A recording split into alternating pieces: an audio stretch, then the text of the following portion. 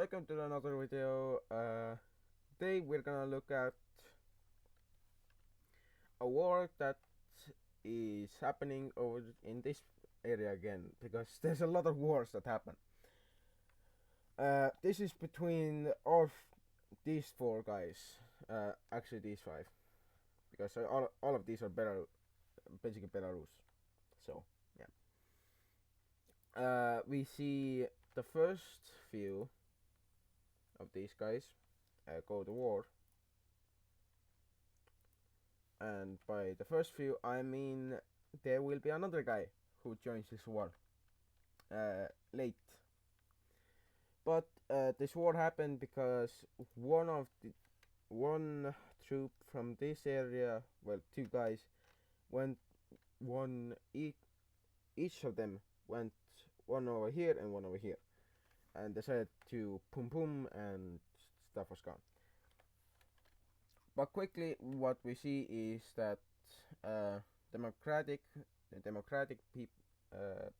Belarusian countries are going to quickly push straight into the communists and communist country, and yeah, and they're gonna make whatever left of this mince meat, basically.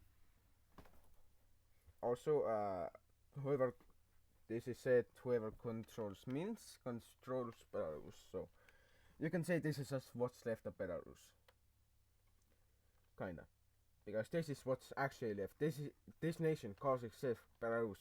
So yeah,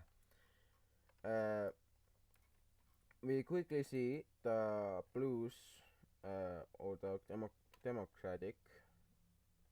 I'm just gonna say blue because it's gonna be easier. We see the blue team quickly push into red team, the communists, trying to take out their first capital. But in doing so, they kinda ignored a few areas which caused them to need to back away from the capital. Except for one guy who decided to take a whole battalion and managed to push into the capital. Thank God they didn't find any people there that would have wanted to fight them, because well, at that point that battalion was ready to shoot anyone, regardless of gender, age, even name, or ethnicity, or whatever. And they quickly just took out the two battalions that were over here and started to push quite far into the communist lands. Quickly, they also thought of going over to Belarus. A defense line was waiting for them, so they couldn't go across yet. But they managed to cut the communists in two, basically. What's left of the Belarus isn't communist; it's kind of a fascist communist, something like that. I don't know. But what we do see happen is that a few battalions of the communists managed just to push right into the democratic Belarus and just enforce themselves there. They start doing all that bad stuff, and the Democrats are like, you know what? We're gonna do a push right here, then a bit like this, and we're gonna take these guys out last. And their better plans are put into motion. Quickly, they overwhelm some forces in some parts of the front, not all parts, but some. And they quickly manage to cut off their objective and isolate it, which happens to be where the bulk of the communist army is. So they managed to push back a bit. Over here, the communists managed to push a bit farther into the blue team, but they also are quickly pushed back out and are made to hold out in these areas, which I can tell you aren't very good because they're quite undefensible. Because well, they get constantly bombed. So yeah, but slowly this pocket is closed into by the blue team's forces, and eventually we do see the fall of this pocket, which leads to us seeing the collapse over here, and the remaining divisions over here having no men at all to fill their divisions with, so they just continue to have greater and greater gaps in their like defensive areas. Some areas where the Reds are trying to defend have no troops, absolutely none, and that's because they have all been diverted to defend what's left over here. Uh, what's left of this communist country is just that. And quickly we see our little good friend come and help us. Yeah, Latvia. Latvia has had some beef with Belarus. Well, what's left of it anyway, and it doesn't really like Belarus. Well, what's left of it at least. It quickly pushes and takes the capital of Belarus, and manages to also take out a lot of divisions in doing so. They also open up uh, some of the defensive areas to invasion, which helps out these guys. But we're gonna check the peace treaty now because, well, why not?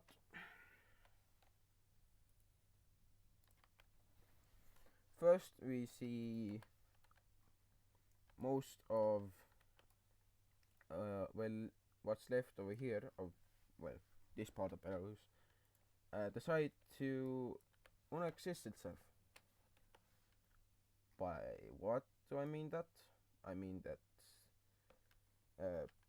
this new Belarus that we have here decides to completely and utterly annex the nation. You're kidding me,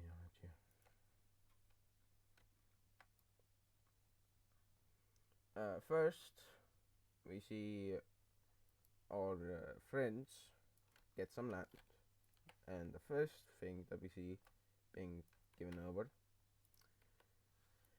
to the blue team or the Democrats are these areas. Well, not fully, as what's given over is just a small area that was to this guy what's now considered true Belarus. It's given this area up here, and some parts of what's this country it manages, what's left of true Belarus, it manages to save, but not all, as the rest is given over to Latvia, who have now become greater Latvia. Yeah, Latvia has become greater now because of all of the expansion. Estonia is already greater. They are trying to create a monarchist thing right here. I don't know when they will do that, but they will do that eventually. And for Lithuania, I cannot say anything. They are closely working with Poland and Ukraine, as well as Moldova, Romania, Bulgaria, Hungary, Slovakia, Czechia, Austria, Croatia, some other areas, as well as Germany, the Netherlands, or Holland, and you get it, you get it. But we do see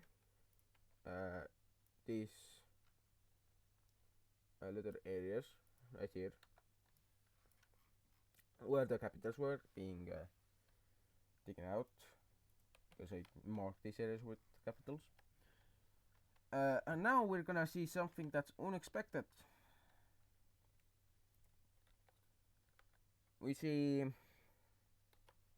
a nation unite with another one.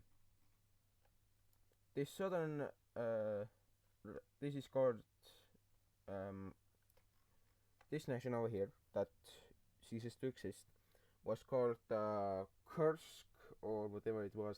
I don't know where Kursk is. I think it's right here.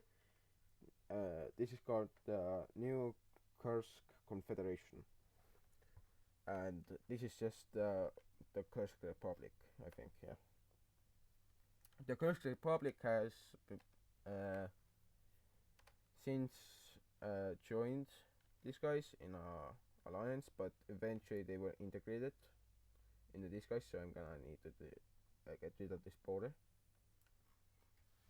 So yeah, this is what has happened.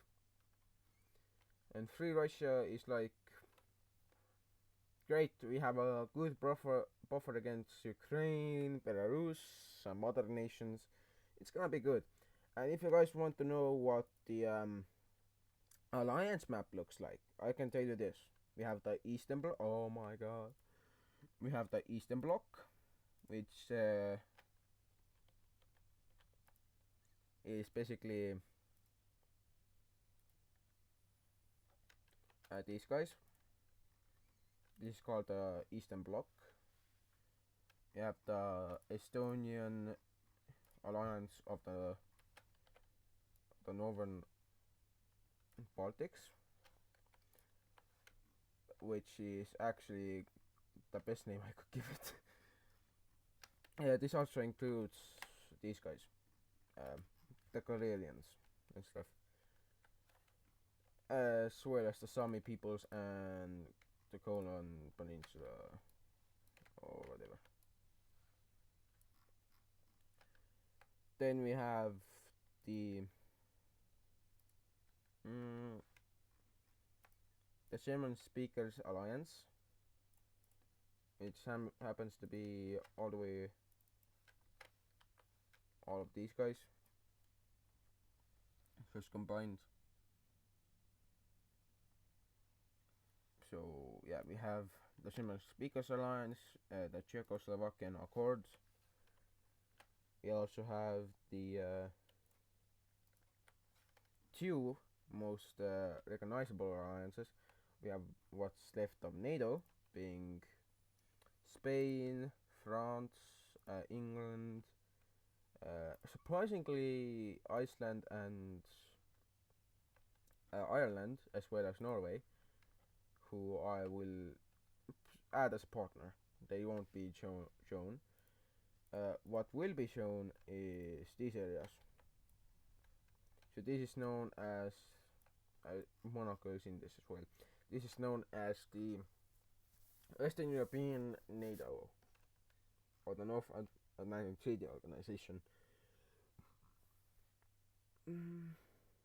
Or the European Atlantic Treaty Organization. So EATO, yeah. They quickly add another guy who is Slovenia and Galicia, if I'm correct.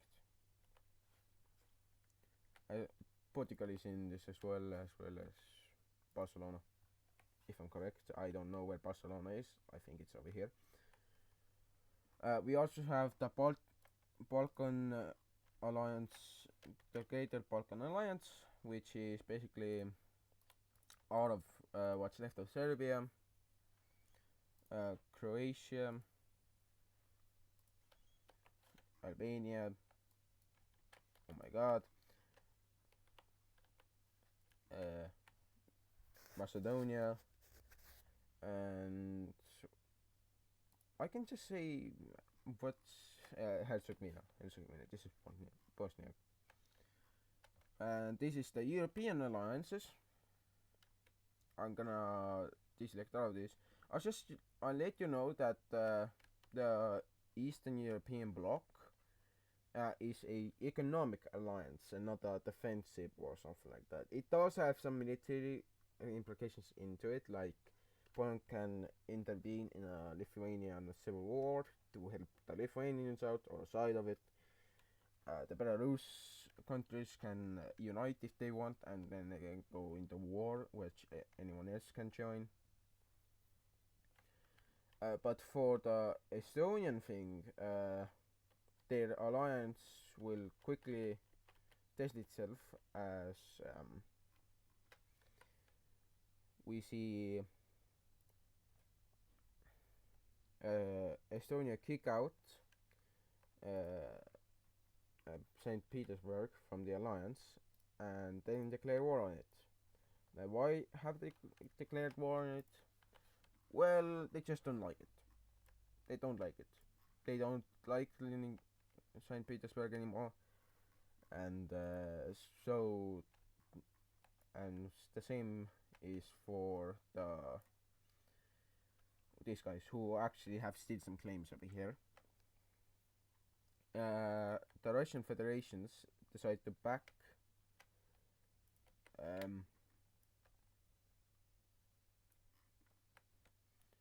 the back Leningrad, and surprisingly, so does another country, the Euros Republic, whose capital is all the way over here, and nobody wants to attack them because they know they would fucking lose. I won't. I will say I won't place any more capitals unless I need to. But quickly we see the Urals and the Russian Federation as well as some other things. Wait, I gotta just do a bit of stuff.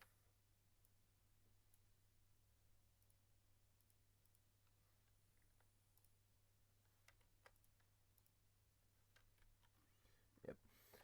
So, the war begins quite fast as the Finnish troops managed to push straight into Leningrad's general area, and managed to push over here, and some naval landings assure them their victory over in the northern parts.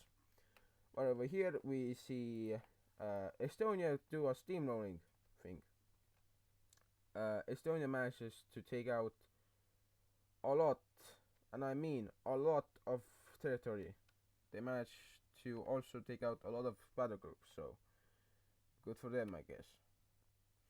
Estonia manages to also, with the help of Finland, take out what's left of the not Leningrad, my god, the Petersburg army, and eventually Petersburg starts to slowly fall until it's seen that the Russian Federation just declares that they will annex a few pieces of land from these guys.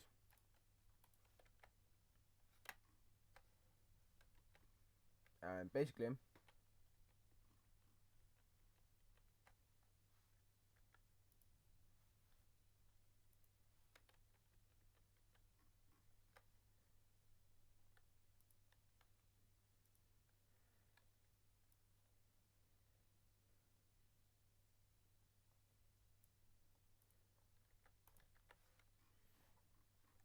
the first thing we see happening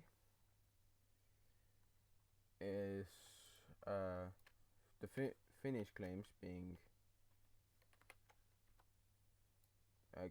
given over to Finland, as Finland claims everything up to just St. Petersburg, and they also declare they want a small exclave over here, which turns out to be a smart choice because they actually in the next round of negotiations actually wanted a bit more. Basically at this point, this lake over here, I don't know what its name is, right here, is now just a Finnish lake, no longer a Russian or something. It's just a Finnish lake. What's left at St. Petersburg is divided between Russia and Estonia. And for Estonia, they start ethnic cleansing and some other stuff, particularly to cleanse the well population. And why are they doing this? Well, because the Estonian elite has become quite ambitious. As you can see, Estonia has grown over 2.5 times its size, and at this point they don't need to grow more. But Estonia, the Estonian, well,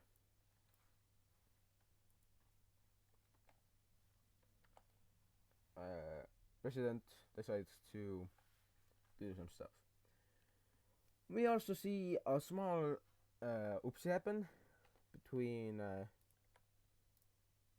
Oh my god, it keeps happening between these guys. And trust me, everyone is backing these two because suddenly some terrorists from this nation decide to send over. And this is a terrorist country, just so you guys should know. This is a terrorist. It's long fallen into anarchy. It's been like this for a while now. And it's been like this basically all its life. Also, just letting you know what might happen in the north. But what we see is that some drones from in this guy's capital send out some guys send out attack drones, some over to unrelated areas, others to the capitals, and one such thing happens to land where a specific encampment is.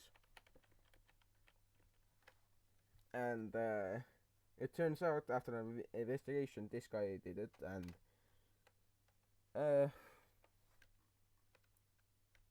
yeah, the Russian Federation decides to invade before anyone else does. And no one else wants this land, no one really wants it, except for maybe like Estonia. It has some eyes on it. Speaking of Estonia, yeah, Estonia does want this land. Not only this, it wants a bit more land. And Estonia at this point has become a thorn in everyone's side, except for its allies. Oh, there goes. There it just goes. So, what has happened is that Estonia would like some land over here. The Russian Federation is like, okay, we can give you land, but we need to be sure you won't attack us. So we're gonna add a non-aggression pact to it. If you don't sign it, you don't get any land. We take like one of it. We took the capital. We have a monopoly. You don't have any like points you can make over here. And Estonia's like, fine. You can have your stupid thing as long as we get land. And quickly it's seen that the Russian guys over here decide to not completely like drop what they said, but they manage to kind of catfish Estonia from all of the land that it wanted. Estonia wanted a lot of this land, but not all of it that it wanted was given to it, so it might go to war with Russia in the future for it. We don't know yet, but Russia has finally, yes, I call this Russia because they have declared themselves Russia, no longer just the Russian Federation. It's just Russia. This is a free Russia. So yeah. We also see a fair bit of things happening, such as Ukraine trying to sabotage the Estonian alliance a bit. So yeah, but eventually we see a very funny thing happening. Yeah, that is that Estonia wants more land. Doesn't know where to go because it's kinda surrounded by allies and one person it's against. So it asked Latvia if it wanted to join it. Oh, Latvia was okay with that. Uh, I guess Latvia didn't know the things that would happen to it. And at this point, Estonia declares the Greater Estonian Duchy, and they have just declared themselves that because they are no monarchist. The color is like that. I had already a ideology map later, but not now. But currently, the last place we're gonna look at is not just is in this part of the world. It's specifically over here. Out of these nations, specifically Liberia, have had very many problems with the current administration. They had very bad leaders, very good leaders, all of that and above. So, but technically, we can see a war happening. And the first thing is that Liberia didn't at first know that it was getting invaded. It just knew something was happening in the north. When it sent some military guys over there to check, it got the memo and immediately got to push back the enemy, who were, I don't know what to call these guys. I don't remember the name. But with them also arises another nation that wants some land. And with their help, they manage to do a lot of bad things towards these people over here. Particularly some of these people that were diplomats were captured and told that you either give up or your nation falls. And what happened is that the capital was taken through a spearhead, forces started to push out, fatten up the front lines a bit, and eventually the southern front line entirely fell, and we see Liberia start to send a ton of its troops through this nation. Anyone who knows what this nation would be called, tell me please, because I would like to know. I may have made this nation, so I don't know its name, but you can add nation names. If you want to comment, you can comment that. But eventually, this nation just falls over, flops, as you can say.